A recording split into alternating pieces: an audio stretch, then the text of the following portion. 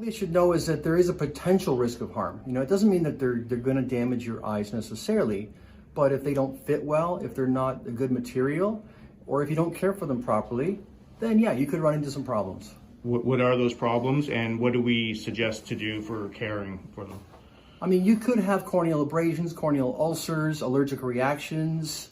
Worst case scenario is you can get a severe infection. You could even get vision loss.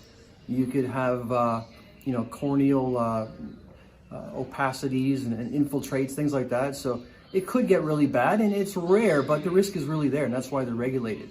So what do you suggest people do? Well, first of all, you don't want to fall asleep in these lenses, especially if you've gotten them somewhere from a retail store, maybe not from a professional. Do not fall asleep with them on. They're going to reduce the oxygen to your eyes. You certainly don't want to share them with your friends. Don't want to wear them too much. And if they hurt you, then definitely take them off. Or if you get a red eye, you definitely don't want to wear those things. Best case scenario, go to your eye practitioner and get it fitted properly just to be safe. And there's a special disinfecting solution that you want to use, especially if it's a type that's reusable. You want to sanitize and sterilize those lenses every time you use them.